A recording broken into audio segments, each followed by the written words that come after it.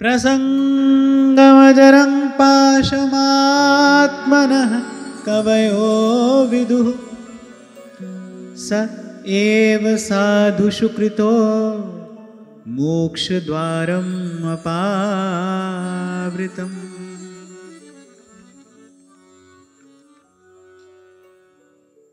श्री कपिल भगवान आगे कह रहे हैं कि विवेकी जन संग या आसक्ति को ही आत्मा का अच्छेद्य बंधन मानते हैं, किंतु वही संग जब संतों महापुरुषों का किया जाता है, वही अनुरक्ति जब संत महापुरुष के चरण में हो जाती है तो मोक्ष का खुला द्वार बन जाती है। कल यहीं पर हमने चर्चा को विराम दिया था कि किसी से, चाहे वो वस्तु हो, व्यक्ति हो या कोई स्थान हो, किसी से भी कहीं भी किसी भी प्रकार की सुख की आशा का त्याग कर देना ही उसका त्याग कर देना है। कल यही आपको मैं निवेदन कर रहा था कि संसार का त्याग अर्थात संसार से सुख की आशा का त्याग। कल बड़ी सुंदर बात महाराज जी मुझे बाद में बता रहे थे कि बोलचाल की भाषा में कह दिया जाता है कि सबसे बड़ी मार और मन से दिया उतार। जब आपको किसी से कोई आशा नहीं रहती फिर उसका अस्तित्व नहीं रहता। इस संसार का अस्तित्व भी तभी तक है जब तक इससे किसी भी प्रकार के सुख की कोई आशा है। इसीलिए सेवक जी महाराज कहते जिसको ये बंधन तोड़ना आ जाए, कह रहे वही जीवन मुक्त है। सेवक जी महाराज ने कहा ना, आस की पास, पास माने बंधन, कह रहे आस की पास नहीं तोड़ जानी। यहां सेवक जी महाराज किस प्रकार से ये बात कह रहे हैं, कह रहे ये नहीं सीखा आशा का बंधन कैसे तोड़ा जाए। खूब खींचातानी करते रहे, खूब दौड़ भाग करते रहे, कभी यहां रहे कभी वहां रहे, कभी कैसा कपड़ा पहना कभी कैसा कपड़ा पहना, कभी ये पकड़ा कभी वो छोड़ा, कि जीवन भर बस इसी द्वंद्व में पड़े रहे, लेकिन वो जो आशा का बंधन तोड़ना था वो नहीं तोड़ पाए। ये बड़े काम की बात है, ये बड़ा मूल्यवान सूत्र है। संसार का त्याग करने का तात्पर्य किसी स्थान का या किसी वेश विशेष का त्याग करना नहीं है। संसार का त्याग करने का अर्थ है कि संसार से किसी भी प्रकार के सुख की आशा का त्याग कर दिया जाए। आपको बहुत पहले भी मैंने कहा था कि निष्काम भाव से किया जाए तो कर्म सेवा है। निष्काम भाव का अर्थ क्या है? निष्काम भाव का अर्थ यह कि भाई प्रभु का कार्य प्रभु की दी हुई सामर्थ्य से प्रभु के ही निमित्त कर रहे हैं। यहां सबकी सेवा करनी है, लेकिन कोई हमारी सेवा करेगा इस प्रकार की आशा अपने मन में नहीं रखनी है। फिर व्यापार हो जाएगा, फिर वही का वही बंधन है। हम सेवा कर रहे हैं क्यों? क्योंकि हम कर पा रहे हैं, प्रभु ने हमको करने की सामर्थ्य दी है। इसलिए मैंने कहा प्रभु का कार्य प्रभु की शक्ति से प्रभु को ही निवेदन करते हुए करना है, कोई दूसरा बीच में ना आने पाए। सीधी सी बात है भाई, जीव और ब्रह्म के बीच में यदि कोई आता है तो माया है। जीव और ब्रह्म के बीच में यदि कोई है तो वो माया है। अपने और ठाकुर जी के बीच में किसी को आने नहीं देना है, भाव में भी नहीं, विचार में भी नहीं, चिंतन में भी नहीं। आप देखो, आप जहां रहो वहीं सुखी हो। प्रेम नगर में रहनी हमारी, फिर चारों दिशा जगीरी में। ये फकीरी का अर्थ और क्या है? कबीर तो बड़ा सुंदर वर्णन करते कि फिकर का फाका जो करे उसका नाम फकीर। जब तक यहां से कोई भी तार जुड़ा है तब तक तो भाई फिकर खत्म नहीं होती, तब तक तो चिंता समाप्त नहीं होती, राग द्वेष बना ही रहता है। कि फिकर का फाका जो करे उसका नाम फकीर। और मुझे लगता है भाई संसार की चिंता कब समाप्त होती है? प्रभु के चरणों में समर्पित हो जाने पर ही तो संसार की चिंता समाप्त होती है। सरल शब्दों में मेरे कहने का आशय ये है कि अपने और प्रभु के बीच में किसी को मत आने दो। आप देखो, आप सदा सुखी हो, सर्वदा सुखी हो, सर्वत्र सुखी हो। आप कहीं भी रहो, कैसे भी रहो, जिस रंग में ढंग में संग में रहोगे, आनंद में रहोगे। अब भीतर से अपने और प्रभु के बीच में कोई भाव, कोई विचार, कोई व्यक्ति आने ना पाए। इसी को चतुराई कहते हैं, इसी को कहते हैं सम्यक प्रकार से व्यवहार का निर्वाह कर लेना। सबकी सेवा करते चलो बस, लेकिन अपने अपने मन में भूल से भी किसी से किसी प्रकार की कोई आशा का स्थान नहीं है। करना तो है ही, शरीर की शक्ति का क्या करोगे, धन है तो उसका क्या करोगे, और कोई सामर्थ्य अगर भगवान ने दिए तो उसका क्या करोगे, उसे सेवा तो करनी है। पर कोई हमारी सेवा करेगा, इसके बदले में ये फल मिलेगा, ये पुण्य मिलेगा, इस सब का त्याग कर देना है। फिर देखो, दृष्टि बदलते ही सृष्टि बदल जाती है, विचार बदलते ही संसार बदल जाता है। ये दो बातें बड़े काम की महापुरुष कहते हैं, दृष्टि बदलते ही सृष्टि बदल जाती है और विचार बदलते ही संसार बदल जाता है। विचार बदल लेना है बस।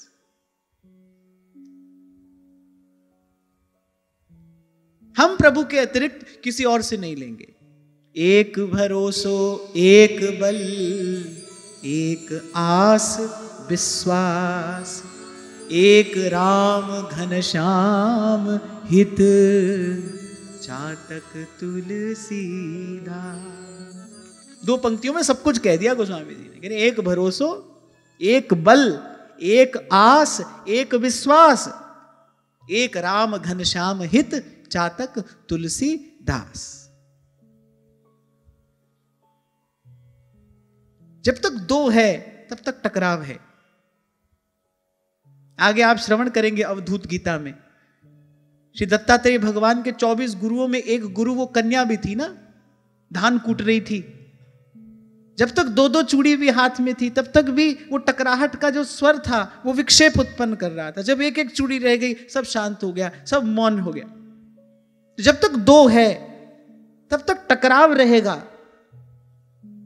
तब तक किसी ना किसी प्रकार का विक्षेप बना रहेगा। इसलिए मैंने कहा अपने और प्रभु के बीच में किसी को ना आने दो। और फिर वैसे भी हम जिस मार्ग पर चले हैं वो तो बड़ी सांकरी गली है, प्रेम गली अति सांकरी, तामे दो न समान। ये जो संत कहते हैं ना, कर ले दिल दी सफाई जे दीदार चाहिदा है, तू जहान तो की लड़ाई तेनू यार चाहिदा है। वो दिल की सफाई माने ये जो भी कोई दूसरा आपके मेरे भीतर है ना, वही विक्षेप उत्पन्न कर रहा है। हां, पर केवल कहने सुनने से यह दशा प्राप्त नहीं होती। अभ्यासेन तु कौन्तेय वैराग्येण च गृह्यते। अभ्यास, कल यही मैं आपको कह रहा था ना, अभ्यास करना पड़ेगा इसका, बार बार बार बार अनेक बार। तो जब यहां श्री कपिल भगवान ने कहा कि संग से ही बंधन है, लेकिन वही संग जब किसी महापुरुष का किया जाता है तो मोक्ष का खुला द्वार बन जाता है। अब यहां एक थोड़ी सी सूक्ष्म बात और समझ लेने की है कि महापुरुष के संग से क्या तात्पर्य है। जब हम कहते हैं गुरु का संग, संत का संग, तो गुरु और संत के संग से तात्पर्य क्या है, ये बड़ी सूक्ष्म सी बात है, इसको बहुत ध्यान से समझना। गुरु और संत के संग का तात्पर्य क्या है? गुरु के शब्द का, गुरु के भाव का, गुरु के विचार का संग करना ही गुरु का संग करना है। क्योंकि गुरु को मानुष जानते ते नर कहिए अंध। गुरु में देह दृष्टि रखोगे तो संग का अर्थ कुछ और समझ में आएगा, गुरु में देव दृष्टि रखोगे तो संग का अर्थ कुछ और है। और बड़ा सावधान किया है संतों ने, किसी भी प्रकार से संतों में, गुरुजनों में देह दृष्टि नहीं रखना, उससे तो भयंकर पतन होता है, उससे भयंकर पतन होता है। संत में, गुरु में देव दृष्टि रखोगे तो फिर वो मोक्ष का खुला द्वार बन जाएगा। और जब देव दृष्टि रखोगे तो फिर उसके संग का, जैसे देवता का संग कैसे किया जाता है, मंत्र जप के देवता का संग किया जाता है। अब कोई सतत अगर शिव मंत्र का जप कर रहा है तो वो शिव की शक्ति के संग में ही तो है ना, शिव की शक्ति उसके संग ही तो है। किसी भी देवता के मंत्र का जप किया जाता है तो उस देवता का संग ही है, उसका सानिध्य है, मंत्र सन्निधि में तो ले जाता है।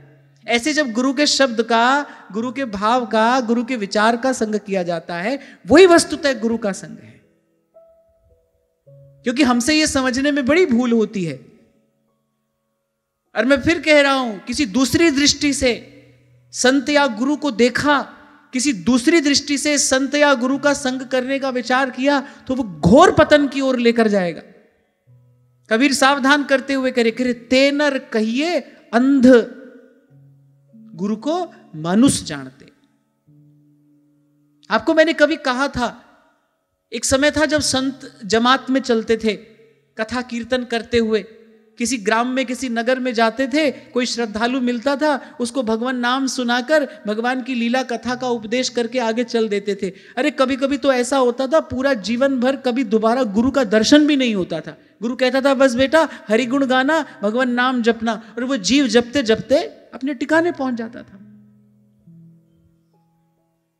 गुरु के शब्द की कमाई की जाती है, गुरु के शब्द पे कमाई की जाती है। एक ही बार तो मिले रैदास जी मीरा जी से, एक बार आए, दीक्षा देकर चले गए,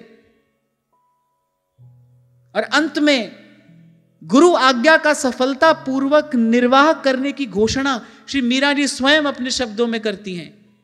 गाया गाया हरि गुण गाया, गाया गाया हरि गुण गाया, गाया गाया हरि गुण गाया, काल व्याल सो बाची, माई रे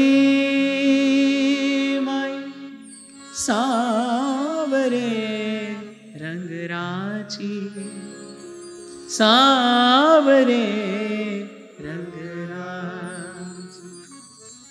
संत का संग हो, सतत हो, निरंतर हो, पर सावधानी पूर्वक हो। मेरे कहने का तात्पर्य यह है, गुरु का संग सतत हो, हर दिन हो, नित नित हो। मैं तो कहता हूं हर क्षण गुरु के ही संग में रहिए। पर कैसे? गुरु के संग में कैसे रहा जाएगा? गुरु के संग में रहने का मार्ग यही है, उचित मार्ग, उत्तम मार्ग यही है। गुरु ने जो शब्द दिया है, गुरु ने जो विचार दिया है, गुरु ने जो भाव दिया है, उसी के संग रहना, उसी के प्रति समर्पित रहना, उसी के अनुसार अपने जीवन को बनाने का प्रयास करना, यही गुरु का संग करना है।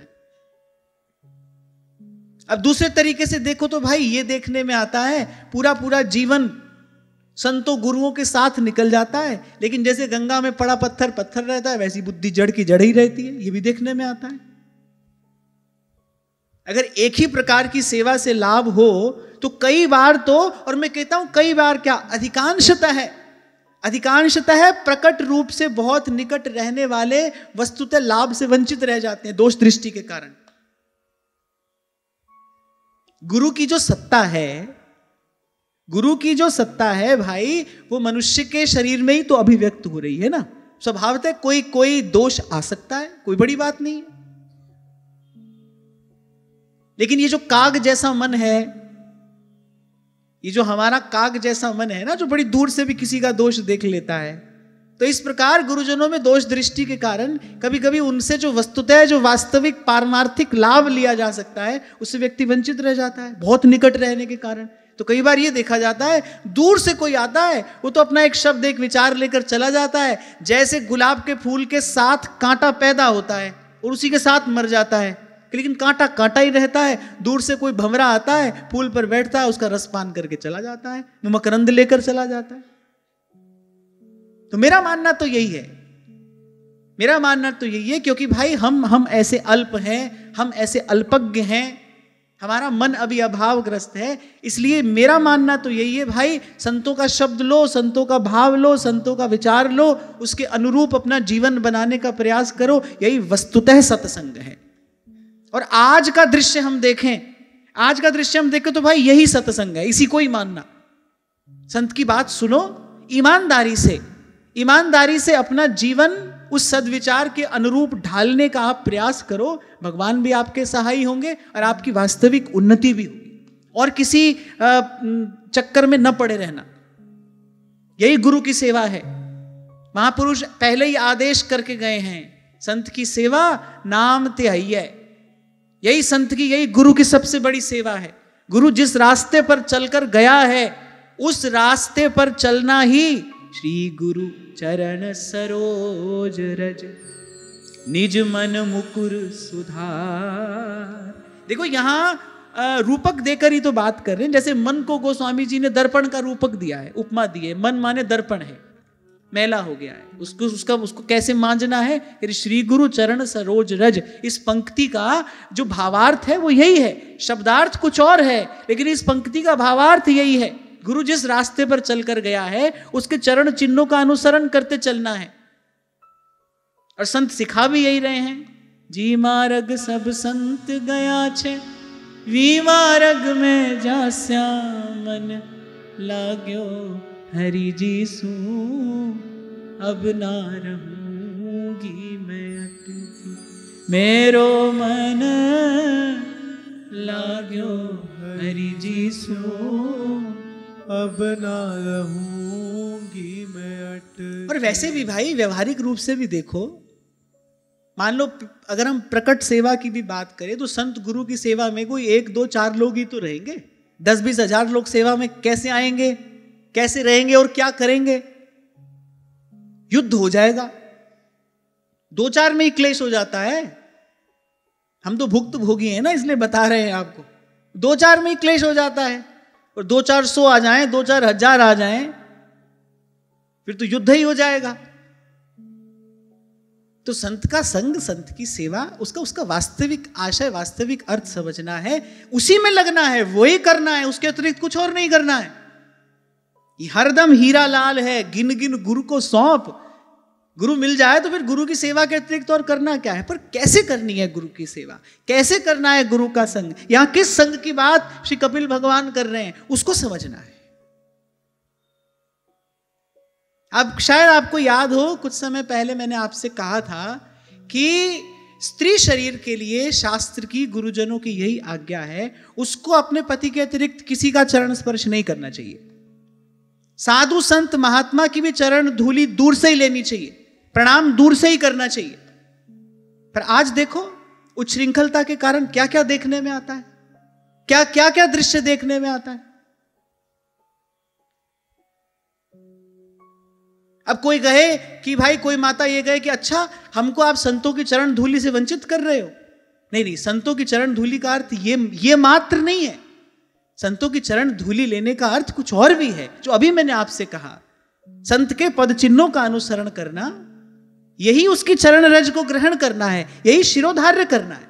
संत की चरण धूलि माथे चढ़ाई जाती है ना, तो जिस मार्ग पर कोई चलकर गया है, बिना बुद्धि लगाए आपने समर्पण किया स्वयं का, आपने उन्हीं पद चिन्हों का अनुसरण किया है, यह वस्तुतः उसकी चरण धूलि शिरोधार्य करना। तो यहां किसी को किसी वस्तु से वंचित नहीं किया जा रहा है। ठीक प्रकार से उस भाव को समझने की आवश्यकता है, क्योंकि अब यहां पढ़ने से, मैंने कहा था ना, एक श्लोक का शब्दार्थ है, एक उसका भावार्थ है, एक उसका गूढ़ार्थ है। अब समझने से तो कुछ और समझ में आ जाएगा। यहां लिखा है कि वही संग या वही आसक्ति जब संत महापुरुष के प्रति हो जाती है तो मोक्ष का खुला द्वार बन जाती है। अब अगर मोटी बुद्धि से आप इसको पढ़ोगे तो फिर तो अर्थ कुछ और आ जाएगा ना। इसको बड़े ध्यान से सुनना और बड़े ध्यान से समझना, कैसे किया जाता है संत का संग।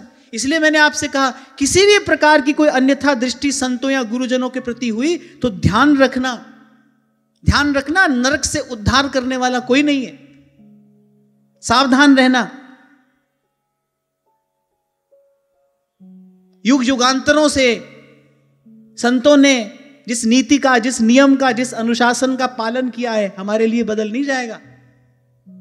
हर देश का अपना एक कानून होता है ना, एक व्यवस्था होती है। ऐसे इस देश में, ये जो भजन का, भाव का, भक्ति का देश है, यहां संतों का बनाया हुआ नियम कानून चलता है।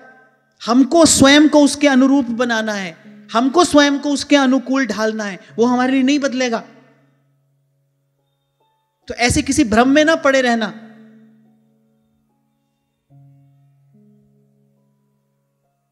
और मैं कहता हूं कि जो स्थान पर बैठा है, उसको तो बहुत अधिक सावधान रहने की आवश्यकता है, अत्यधिक सावधान रहने की आवश्यकता है। अभी परसों ही शायद मैं आपको सुना रहा था ना, यद्यपि शुद्धम लोक विरुद्धम ना करणीयम।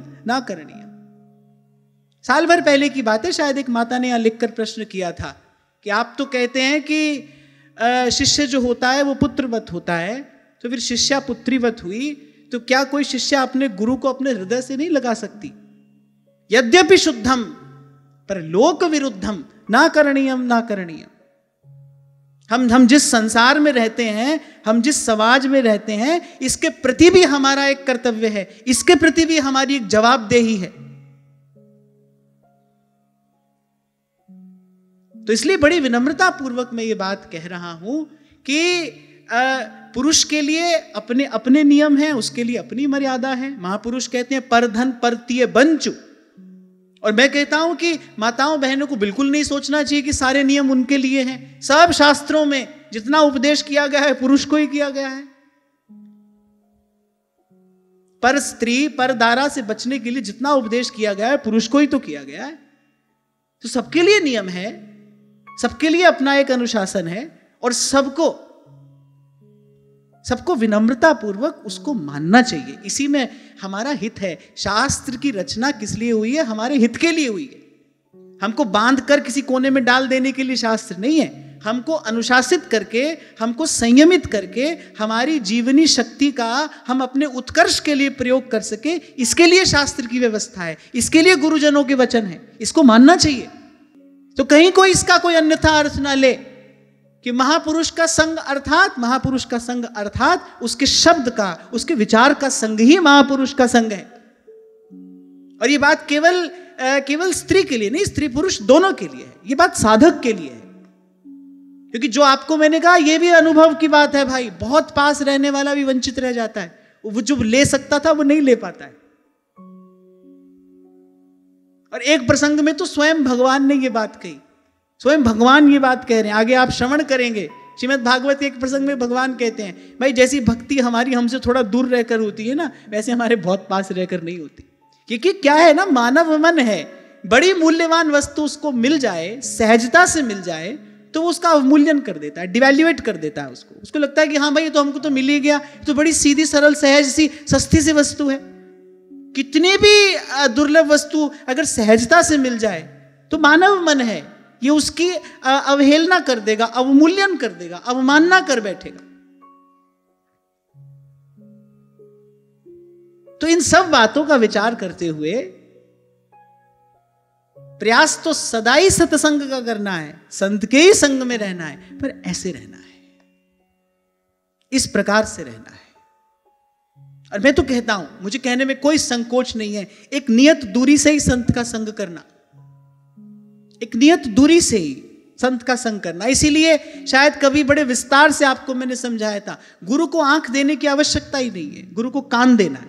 आंख भगवान को दो, भगवान को देखो। वैसे भी गुरु आया ही जीवन में इसलिए है, प्रकाश इसलिए तो आता है जीवन में कि वस्तु का दर्शन हो जाए। और प्रकाश किस लिए आया है? गुरु आया ही जीवन में इसलिए है कि उस गुरु सत्ता के प्रकाश में वो जो देखने लायक वस्तु है, देखिए भर लोचन हरि भव मोचन, इहै लाभ शंकर जाना। जिसको देखने से जीवन सफल होता है उसको देखो गुरु के प्रकाश में, या फिर गुरु रूपी प्रकाश में उसका दर्शन करो। पर क्या है ना भाई, नियम की, अनुशासन की बात वो तो जहर जैसी कड़वी लगती है ना। भाव के नाम पर आपको कुछ भी करने की स्वतंत्रता, कुछ भी करने की अनुकूलता दे दी जाए, आपको हम बड़े अच्छे लगेंगे। कई मत विचार आज ऐसे चल पड़े, देखने सुनने में आता है, तो कहेंगे नहीं कुछ भी खाओ, कुछ भी पियो। अब वहां देखो लाखों की भीड़ पहुंच रही है, क्यों? क्योंकि कोई बंधन नहीं है ना, कोई नियम नहीं है, कोई अनुशासन नहीं है। आपकी उच्छृंखलता को जैसा का तैसा स्वीकार कर लिया गया। आप बस क्या करो, बोले आप बस धन कमा के हमको दे जाओ, बाकी तुम्हारे जो मन में आए सो करो। आड़ा टेढ़ा सा एक मंत्र भी दे दिया जिसमें भगवान का कोई नाम नहीं है, वो भी दे दिया, चलो ये जप लो, ये रट लो, और बस धन कमा के हमको दे जाओ, और जो मन में आए सो करो। पर ध्यान रखना, भूलना नहीं, खरोई कठिन है भजन ढिंग ढरिबो। ये प्रेम को पंथ करार महा, तरवार की धार पे धावलू है। तितिक्षवः कारुणिकाः सुहृदः सर्वदेहिना, अजात शत्रवः शान्ताः साधवः साधुभूषणाः। सबसे पहले कहा मेरे जो तितिक्षु है, सहले, अभी थोड़ी देर पहले यही कह रहा था ना मैं आपसे कि मन तो कभी कभी बड़ी बड़ी कठोर प्रतिक्रिया देता है। कभी कोई ऐसी घटना घट जाती थी तो मन तो बड़ी कठोर प्रतिक्रिया देता था, फिर याद आता है कि नहीं भाई, जिस स्थान पर प्रभु ने बिठाया है तितिक्षा हमारा भूषण है, इसको सह लेना चाहिए। कभी कभी उसे विष के घूंट के समान पी जाना पड़ता है। आप उत्तर दे सकते हैं पर आप नहीं देते, आपको मौन रहना है। क्यों? क्योंकि साधु का भूषण है तितिक्षा। और यहां तो भगवान कह रहे सबसे पहला गुण यही है, तरुसम सहनशीलता हो। लेकिन एक बात मैं यहां कहता हुआ आगे चलूं कि सहनशीलता का अर्थ दुर्बलता नहीं होता। सहनशील को कोई दुर्बल ना समझे। क्षमा बड़न को चाहिए, छोटन को अपराध। जो क्षमा दान दे रहा है ना, वो भीतर से बहुत सबल है, समर्थ है। और दूसरी बात, एक और बात यहां मैं कहता हुआ आगे बढ़ूं ताकि समझ में आ जाए हमको किसको क्षमा करना है, कब तक क्षमा करना है। शायद पहले भी मैंने संकेत तो किया था, मेरा कोई अपराध करेगा मैं 1000 बार क्षमा करूंगा, लेकिन धर्म पर कोई बात आए, राष्ट्र पर कोई विपदा आए, तब तो एक बार माला को छोड़कर भाला उठाना ही पड़ता है, और उठाना ही चाहिए, उठाना ही चाहिए। वीर भक्त हो और भक्त वीर हो। मेरा अपराध कोई 100 बार करेगा, मैं 101 बार क्षमा करूंगा। लेकिन मेरी आंख के सामने धर्म पर कोई विपत्ति आएगी, राष्ट्र पर कोई विपत्ति आएगी, तब मेरे लिए दूसरा मार्ग है, और यह भी शास्त्र विहित मार्ग है। भगवान ने कहा अर्जुन से युद्ध करने के लिए। क्यों? भगवान ने कहा कि तुझे कुछ और दिखाई पड़ता है, तू अभी सामने अपने संबंधियों को देख रहा है, लेकिन सामने संबंधी नहीं, सामने अधर्म खड़ा है। ये युद्ध चाचा भाई के विरुद्ध नहीं है, ये युद्ध अधर्म के विरुद्ध है। तुझे अधर्म के लिए, अधर्म से जीतने के लिए लड़ना है। तो सबसे पहला लक्षण तितिक्षवः, यानी जो सहनशील हो, कारुणिकाः, बोले दयालु हो, जीवे दया, नामे रुचि, सर्वभूत पे दया। सहनशील हो, दयालु हो, और फिर कहा समस्त देहधारियों का अकारण हितु हो, सब सो हित निष्कामति, श्री वृंदावन विश्राम। सुहृद, सबका हितैषी हो, सर्व के हित का ही चिंतन करे, सर्व के हित का ही भाव अपने मन में रखे।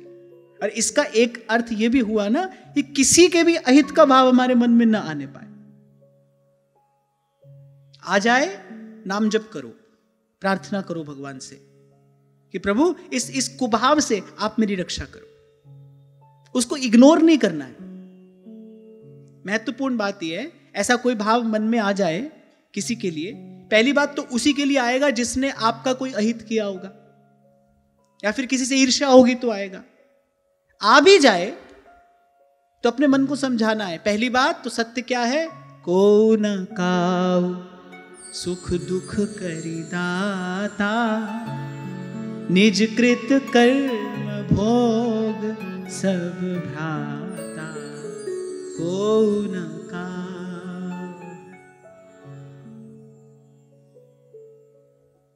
तो यदि मन में ऐसा कोई भाव आ जाए तो थोड़ी देर बैठ के नाम जप करना, भगवान से प्रार्थना करना, अनदेखा नहीं करना उसको। मन में कोई ऐसी बात, कोई ऐसा भाव विचार आ गया है, भगवान से प्रार्थना करना, और प्रभु से इतना तो कह देना, प्रभु मैं तो इसको हटाने में समर्थ नहीं हूं, आप देखो, आप संभालो। क्योंकि अगर मेरा पतन हुआ, चिंता मोहि नाथ अपारा, अब जस नहीं हो तुम्हारा, चिंता मोहि नाथ अपारा, अब जस नहीं हो। और फिर कहा अजात शत्रवः शांताः साधवः साधुभूषणाः। अजात शत्रवः, हरिवंश नाम लीन जे, अजात शत्रु ते सदा प्रपंच दंभ आदि दय तहां कछु न पेखिए। निर्वैर, किसी के भी प्रति कोई वैर भाव मन में न रहे। घर की कितनी संभाल व्यक्ति करता है, शरीर की कितनी संभाल व्यक्ति करता है, पर जिस मन को प्रभु के पास जाना है, जिस मन को प्रभु से मिलना है, जिस मन को प्रभु अपनाएंगे, उस मन की संभाल नहीं करता है। इसलिए मैंने कहा इस प्रकार का कोई भाव मन में आए उसको अनदेखा नहीं करना, भगवान से प्रार्थना करना, उसके लिए कुछ नाम जप करना, प्रभु के चरणों से लिपट कर रोना चाहिए, प्रभु मैं नहीं संभाल पा रहा हूं अपने आप को, आप संभालिए, आप मेरी इससे रक्षा करिए। किसी के प्रति ईर्ष्या, किसी का ऐत का भाव, किसी का उत्कर्ष देखकर मन में जलन होना, किसी के प्रति असूया का भाव, ये सब मैल अपने मन में रहने नहीं देना। ये वट के वृक्ष जैसे होते हैं ये भाव। वट के वृक्ष का बीज होता है बिल्कुल छोटा कलौंजी के दाने जैसा, वो कब विशाल वृक्ष बन जाता है पता नहीं चलता। इसलिए तो 2 दिन पहले आपसे कह रहा था, अपने आप को देखते रहोगे तो किसी को देखने का समय नहीं मिलेगा। सच्चे साधक के पास समय नहीं होता किसी को देखने का। ऐसे एक बार मुझसे किसी ने कहा कि अमुक व्यक्ति के विषय में आपका क्या विचार है। मैंने कहा भाई उसके विषय में कुछ कहने के लिए पहले उसका विचार करना पड़ेगा ना। पहले उसके चरित्र का मैं विश्लेषण करूं, मुझे ये क्यों करना है भाई, हमारे पास इतना समय ही नहीं है। और सत्संग की कृपा से, गुरुजनों की कृपा से वस्तुतः जीवन हो ही ऐसा गया कि किसी भी प्रकार के ऐसे चिंतन के लिए समय ही नहीं।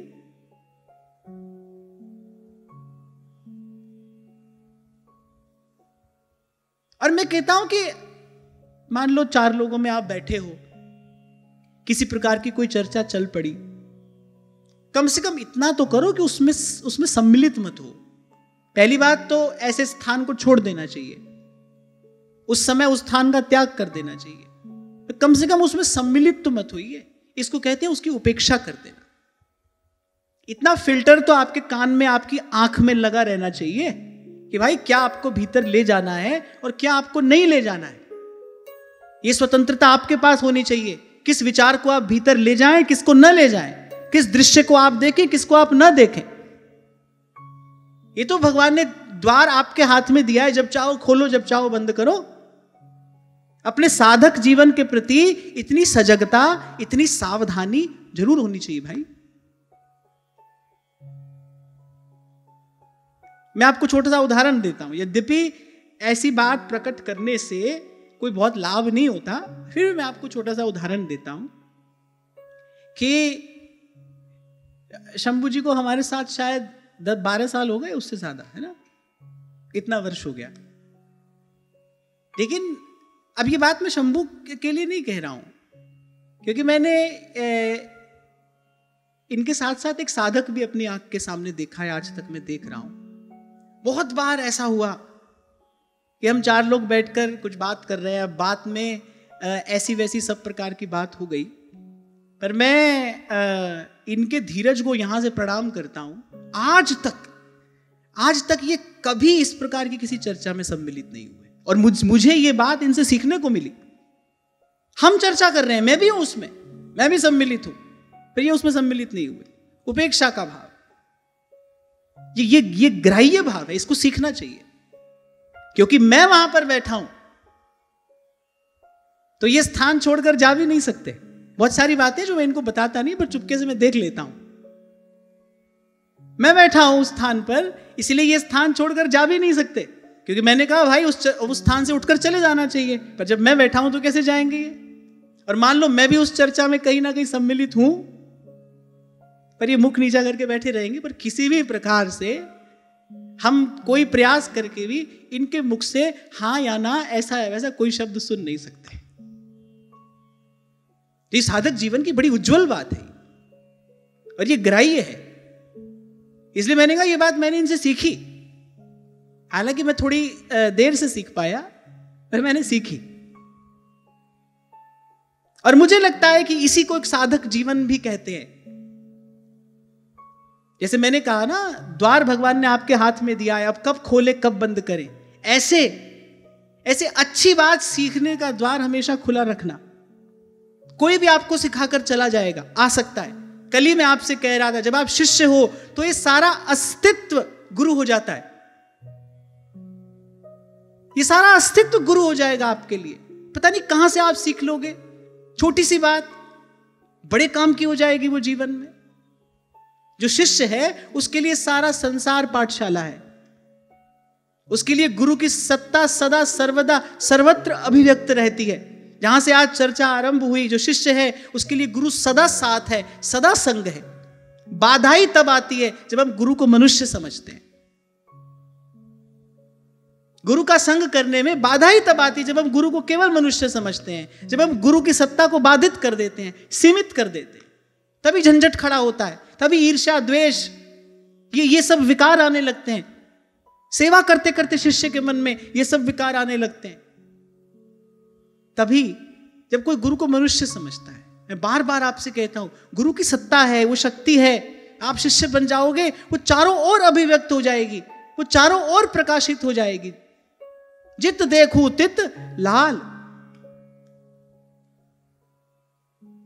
ये कठिन है, इसके लिए बड़ी ऊंची योग्यता पात्रता चाहिए, और मैं कहूंगा दीर्घकालिक सत्संग की आवश्यकता है इसमें। कुछ सोचकर ही तो व्यास जी ने कहा होगा, कितने अनन्य हैं व्यास जी। श्री महाप्रभु जी के चरणों में कितने अनन्य हैं श्री हरिराम व्यास जी। उनका नाम ही है रसिक अनन्य, श्री हरिराम व्यास। इष्ट के लिए कितने अनन्य हैं। लेकिन जब गुरु की बात आई तो कहते हैं संत सब है, गुरुदेव है, व्यास ही यह प्रतीति। संत सब है, गुरुदेव है। कल कोई साधक मिले मुझे बाहर, और उन्होंने मुझे ये दिया। ये गुरु की बात आई तो मुझे स्मरण आ गया। ये जिन्होंने मुझे दिया भाई बैठे हैं यहां, भीतर बाहर कहीं भी हो तो जरा दर्शन दे हमको, अगर हैं तो। बाहर स्क्रीन पर दिखाई पड़ रहा होगा ना शंभू जी, हैं?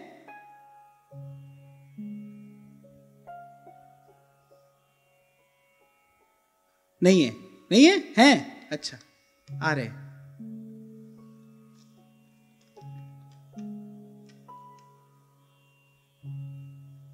आप हैं, बैठो, बैठ जाओ, यहीं पे बैठो।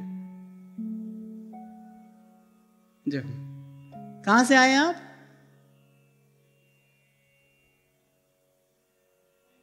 एमपी से आए। अच्छा, आपने लिखा कि आपकी कथा लगभग 5 वर्षों से सोशल मीडिया से सुन रहे हैं, और कथा से आत्मा को जो खजाना मिला है शब्दों में कह नहीं सकते। ये तो भगवान की कृपा है, प्रभु का आप पर आशीर्वाद है।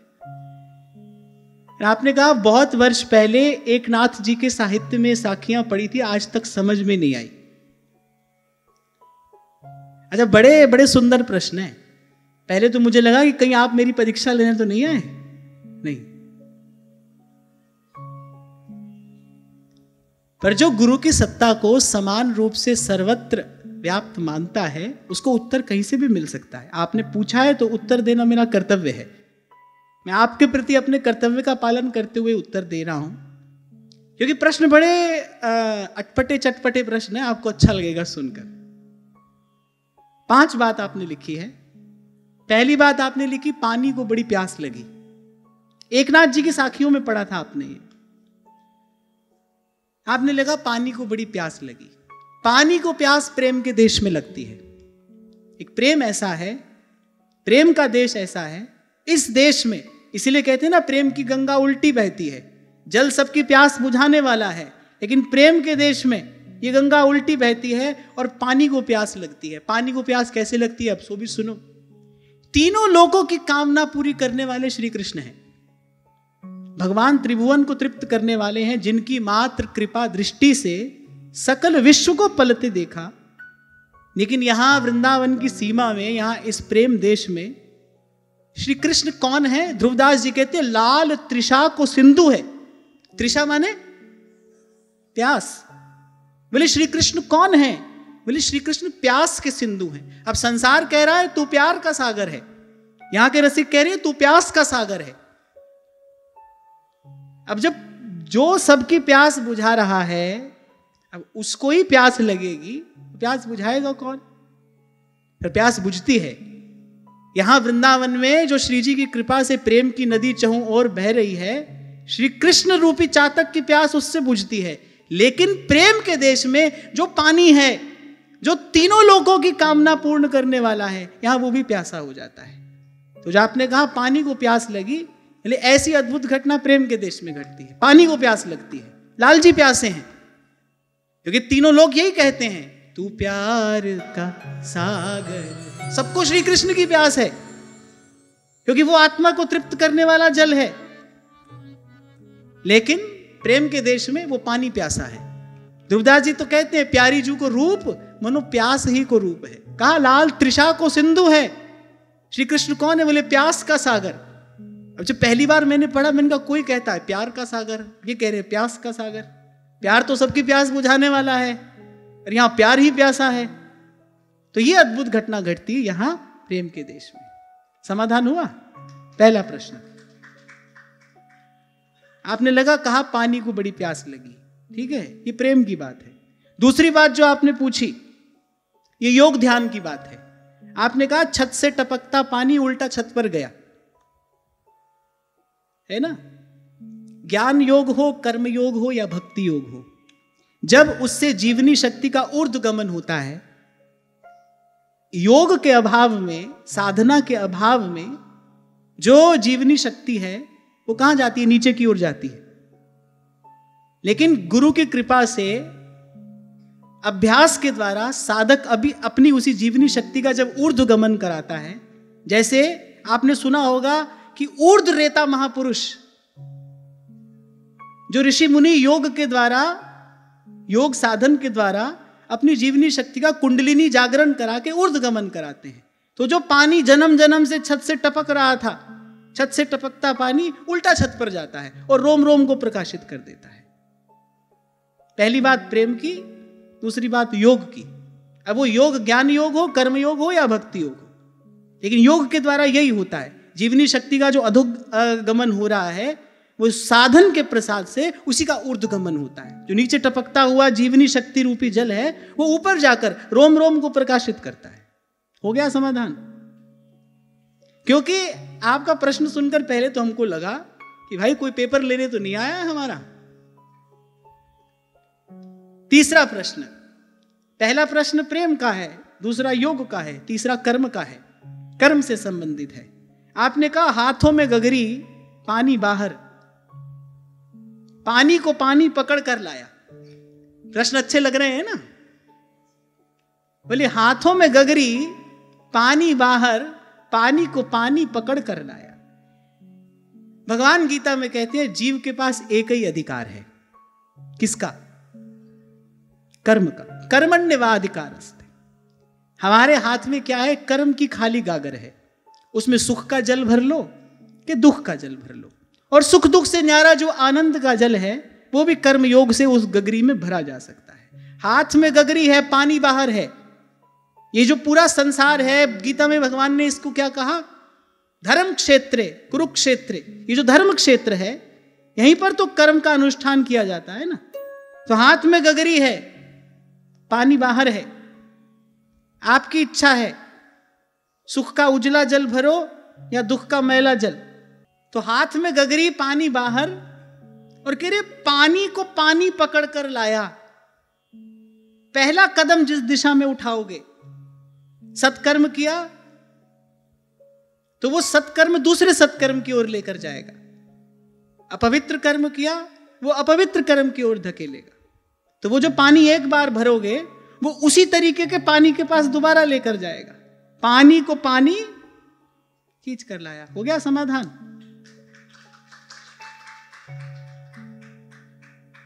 तो पहला प्रश्न प्रेम से संबंधित है, दूसरा योग से संबंधित है, तीसरा कर्म से संबंधित है, चौथा खेत बोया।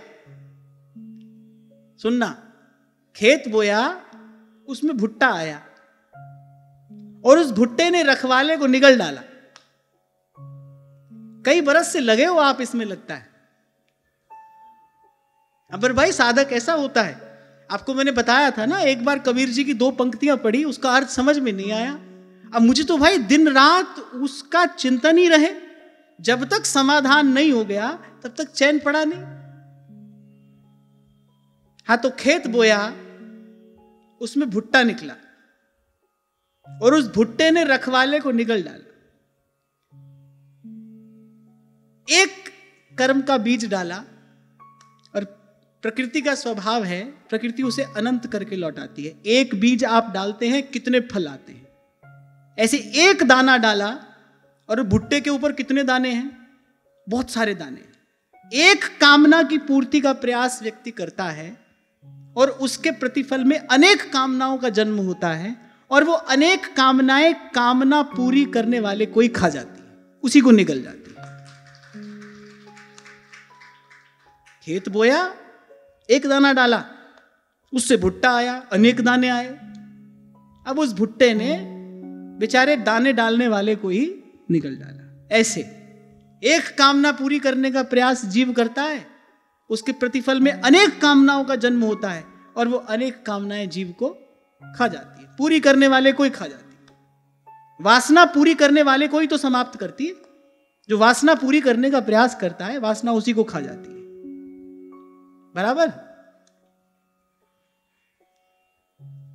अब पांचवा जो प्रश्न है, ये साधन से संबंधित है, साधु से संबंधित है। बोले मटका खाया, भात छोड़ दिया। मटके में भात है, मटका खाया, भात छोड़ दिया, और बकरे के आगे देव को काटा है। उल्टी बात हो गई। ऐसी करनी कौन करता है? ऐसी करनी साधु करता है। जो संसार का सुख है, सुविधा है, साधन है, आराम है, संपत्ति है, वो सब छोड़कर साधना के कठिन मार्ग को स्वीकार करता है। संत कहते हैं, कबीर कह रहे हैं, सुख के माथे सिल पड़े, नाम हृदय से जाए, और बलिहारी उस दुख के पल पल नाम रटाए। ऐसी करनी कौन करता है? साधु करता है। मटका खाता है, भात छोड़ देता है। भात माने संसार की मौज मस्ती है, सुख सुविधा है, आराम है, आराम भरा जीवन है, ये सब छोड़ता है। साधना के कंटकाकीर्ण मार्ग को चुनता है, उस पर चलता है। मटका खाता है, भात छोड़ देता है।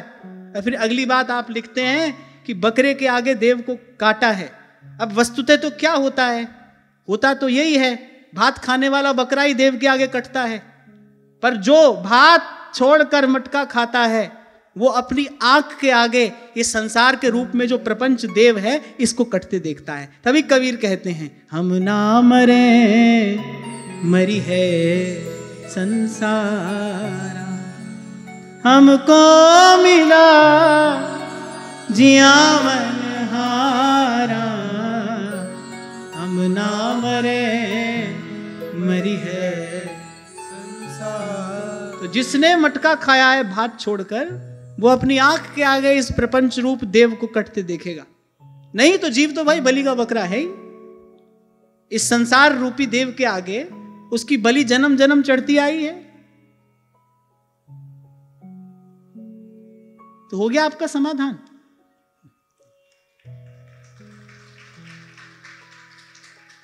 मैंने तो भाई यथामति जैसा गुरु कृपा से मुझे समझ में आया, मैंने आपको उत्तर दिया। आपका समाधान हो गया तो प्रभु की कृपा है, और अच्छा है, आप साधन में लगे रहिए।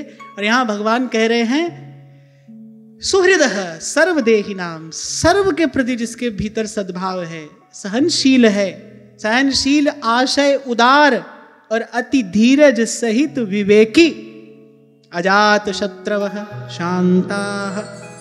बोले अजात शत्रु, निर्वैर, और शांताः साधवः साधु भूषणः। बोले सरल स्वभाव। एक चाइनीज प्रोवर्ब है, वो कहता है कि a genius can be recognised by its child like simplicity. जो जीनियस होता है, कह रहे वो बच्चे के जैसा सरल होता है। जिसकी ग्रंथि खुल गई भीतर की, जिसका हृदय निर्ग्रंथ हो गया है, वो बालक के जैसा सरल हो जाएगा। इसलिए साधु सरल होता है। और यहां सरलता का अर्थ क्या है? जैसे कबीर हैं, उनको किसी की मन भाई नहीं कहनी है, सीधी सच्ची बात कहते चलते हैं। सत्य का मार्ग है, सीधी सच्ची बात कहते कहते सत्य स्वरूप परमेश्वर तक पहुंच जाते हैं। हमको दिन रात छल कपट करना है। क्यों? क्योंकि हमको इसको भी अपना बनाना है, हमको उसको भी अपना बनाना है। साधु को केवल उसको अपना बनाना है। राम नाम रो झाज चिलास्या, भौसागर तिर जास्यारी माई। मीरा दासी सांवल गिरिधर री, मीरा दासी सांवल गिरिधर री। वो तो चरण कंवल लिपटा स्यारी माई।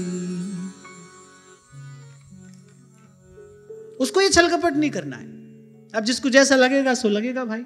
और मुझे लगता है भाई बुरी बात बुरी लगनी चाहिए, अच्छी अच्छी लगे, बुरी बुरी लगे। साधु को इस सब प्रपंच में, इस खटपट में नहीं पड़ना चाहिए। हाँ, इतना अवश्य है, सत्यम ब्रूयात और प्रियम ब्रूयात। उसकी वाणी अवश्य ऐसी हो, किसी के और अंतर को आहत करने वाली न हो, पर जहां जिस सिद्धांत को रखने की अपेक्षा हो उसको निर्भय होकर, निष्कपट होकर उसको रखना चाहिए, उसको कहना चाहिए। तो कह रहे सरल हो। अच्छा, ये जो जिसको आप व्यवहार कहते हो ना, इसी ने मन को कुटिल बनाया है, ध्यान रखना। जिसको आप लोग अपनी भाषा में व्यवहार कहते हो ना, आप कहते हो भाई व्यवहार के लिए सब करना पड़ता है। इसी व्यवहार ने आपके मन को कुटिल बनाया है। इसी व्यवहार ने आपके मन को भजन के योग्य नहीं रहने दिया। कहीं ना कहीं हमारे मन में ये इच्छा रहती है ना भाई, सब हमको अच्छा कहें, सब हमको भलाई कहें, सब हमको अच्छा ही माने। क्यों इतना महत्वपूर्ण है संसार? क्यों? क्या आशा है आपको इससे? जो इस मार्ग पर चल रहे हैं वो तो भक्ति की ध्वजा उठाकर कहते हैं, राणा जी रूठे मारो काई कर लेसी, मैं तो हरि गुण गास्यारी माई। सिकंदर ने कहा कबीर से सलाम करो, बोले हम सलाम फलाम नहीं जानते, हम तो राम जानते हैं। प्राण दंड का भय है वहां सामने, पर फिर भी वो कह रहे नहीं भाई हम जानते ही नहीं ये सब, हमको तुमको रिझाने के लिए सब क्यों करना है भाई। वहां कुंभनदास अकबर की आंख में आंख डालकर कह रहे हैं, कुंभनदास लाल गिरिधर बिन, सब जग झूठो दाम, भगत को कहा सीकरी काम, भगत को कहा सीकरी। आपको शायद सुनाया भी था मैंने एक बार, पंडित श्री रामकृष्ण दास बाबा महाराज, उनके पास एक सेठानी आई, बालक भी साथ में था। थोड़ी देर के लिए बाबा अपनी कुटिया के बाहर विराजा करते थे, लोग आकर दर्शन कर लेते थे। भजन में उनका साधन में उनका जीवन था। तो वो सेठानी आई, बाबा के पास बैठती सुबक सुबक कर रोने लगी। कहने लगी बाबा सेठ जी तो चले गए। और सुनते ही बाबा ने कहा ये छोरा हूं जाएगो। और तो बेचारी कुछ और सुनने आई थी, वो तो कुछ और सुनने आई थी। बाबा ने कहा भैया छोरा हूं जाएगो, तू जाएगी और मैं हूं जाऊंगा, ये कौन बड़ी बात है।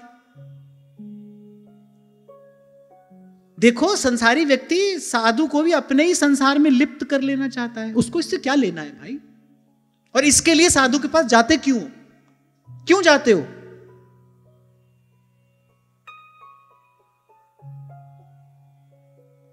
ऐसे ही संयोग के लिए डोंगरे जी महाराज कहते थे, बोले लोभी गुरु लालची चेला, दो नरक में हेलम हेला, तू चल मैं आया।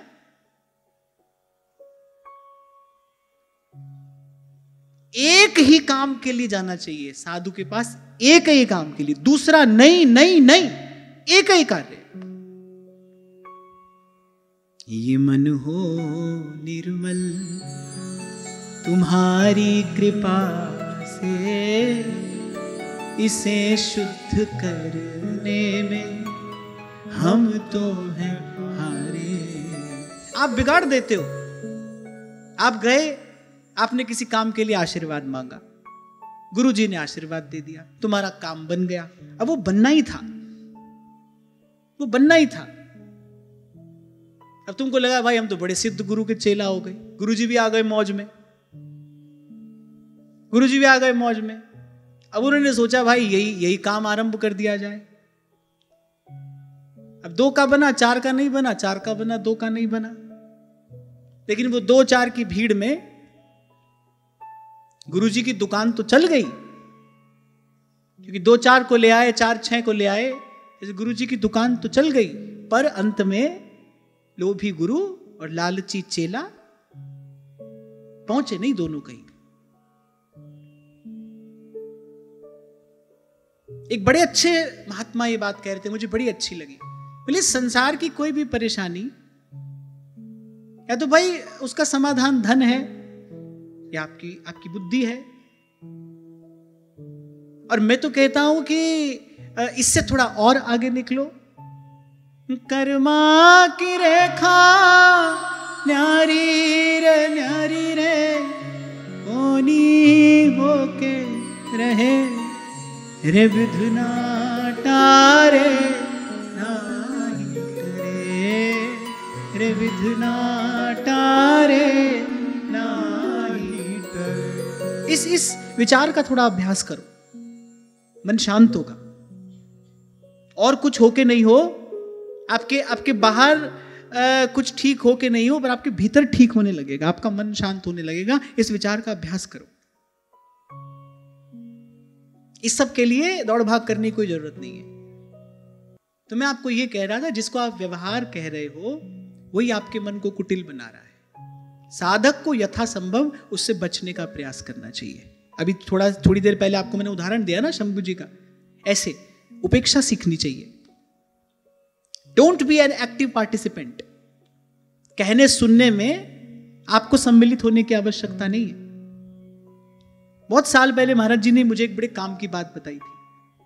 व्यक्ति को ऐसा लगता है, किसी ने आपको बुलाया, आपको लगता है भाई हम नहीं जाएंगे तो पता नहीं क्या हो जाएगा। कुछ नहीं होता है, तुम मत जाओ, तुम मत जाओ या तुम मर जाओ, कुछ नहीं होता है। किसी ने आपको अपने यहां ब्याह में बुलाया, ब्याह किसी के यहां पे, तुम पगला रहे हो, कितने दिन लगा दिए तुमने ब्याह की तैयारी करने में। अरे नहीं जाएंगे तो बहुत बुरा लगेगा, उनको बहुत बुरा लगेगा, किसी को कोई बुरा नहीं लगेगा। तुम नहीं जाओगे, उनकी तुम्हारे बारे में सोचने की भी फुर्सत नहीं है उनके पास में। तुम अपने माथे इतना बड़ा बोझ लिए घूम रहे हो। आपको जाना है, असली बात यह है, आपको जाना है। जिसको नहीं जाना है उसको नहीं जाना है भाई, उसको ही नहीं ले जा सकता है उसको। संसार के कुछ ऐसे कटु सत्य हैं बस, जिनको भीतर ही भीतर समझ लेना चाहिए, जीवन में आनंद आ जाता है। बस उनको समझ लो। इसलिए मैंने कहा तुम मत जाओ, तुम तो मत जाओ की बात कर रहे हो। तुम मर जाओ तो भी किसी को कोई फर्क नहीं पड़ेगा। तुम तो मत पर ही अटके हो, हम तो और आगे निकल गए। मर जाओ तो भी कोई फर्क नहीं पड़ेगा। कौन से भ्रम में जी रहे हो आप? इससे बाहर निकल कर आओ। तभी तो ध्रुवदास जी कह रहे हैं, तोय बिगानी का परी, अरे अपनी निबेर। राज करे वाना करने दीजो, मैं बगतारी दा। कोई ले रहा है संसार की मौज, आपकी दृष्टि में लेने दो उसको। और मैं तो कहता हूं उसको बहुत अधिक प्रवचन सुनाने का भी कोई औचित्य नहीं है, इसकी भी कोई आवश्यकता नहीं है। ले रहा है उसको लेने दो, उसका भी कभी समय आएगा, भगवान की कृपा से आया तो।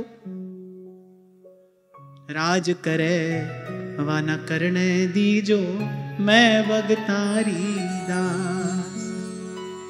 सेवा साधु जनन की, साधु सेवा नेम हमारो, गोविंद मिलन री आस। अब मैं नहीं माना जी थारी, मान बर मिले गिरधारी। और मैं तो कहता हूं भाई, सत्संग का प्रसाद ही यही है जो आपको असंग रहना सिखा दे। सबके संग रहते हुए आप असंग हो जाएं, तब आपने मानना आपने सत्संग किया है।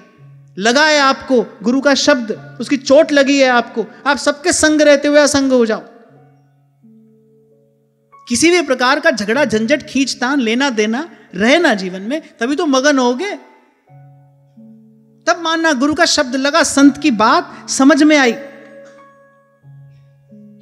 कपट का कपाट खुला। अगली बात यही कह रहे हैं उसकी चर्चा तो हम कल करेंगे। फिर ये बड़ी महत्वपूर्ण बात है, इसका विचार आज करते रहना। अनावश्यक व्यवहार से बचना, उससे मन मैला होता है, उससे मन में कुटिलता आती है, मन की सरलता की हानि होती है उससे। बहुत ज्यादा लाग लपेट वाले जीवन से अब बचना है हमको। ऐसा मैला कुचैला जीवन प्रभु को थोड़ी समर्पित करेंगे। और एक बात और कहकर मैं वाणी को विराम देता हूं, जितना आपके जीवन में संग व्यवहार अधिक होगा, उतना आप देखोगे कि इस प्रकार का छल कपट, इस प्रकार की लाग लपेट वाली बात, वो भी आपके जीवन में अधिक होगी। ये जो इतनी एकांत की महिमा संत महापुरुष कहते हैं, इसीलिए श्रीमद् भागवत कहती है दूरम उपाय, इस संसार से कि नियत दूरी बनाना ही बस एक उपाय है।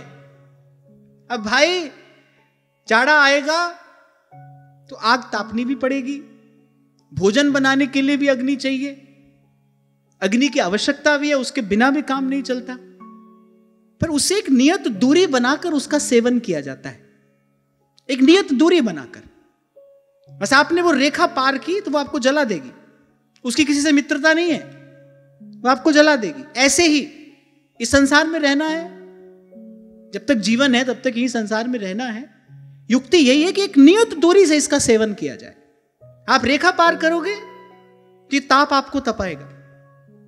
इसलिए मैंने कहा कुछ संसार के कटु सत्य हैं, उसको बस सीख लो, समझ लो और फिर तदनुकूल आचरण करने का प्रयास करो। और सबसे सुंदर विधि यही है, 5 तत्व का बना ये पिंजरा, 5 तत्व का बना ये पिंजरा, उसमें बोले मेरी मैना, उसमें बोले मेरी मैना, कछु लेना न देना मगन रहना, कछु लेना न देना मगन रहना, कछु लेना न देना मगन रहना, कछु लेना न देना मगन रहना। आज की वार्ता ही श्री जी के चरणों में निवेदन करता हूँ। महाराज श्री के चरणों में प्रणाम। आप सबके हृदय स्थित प्रभु को, भाव प्रभु को नमन।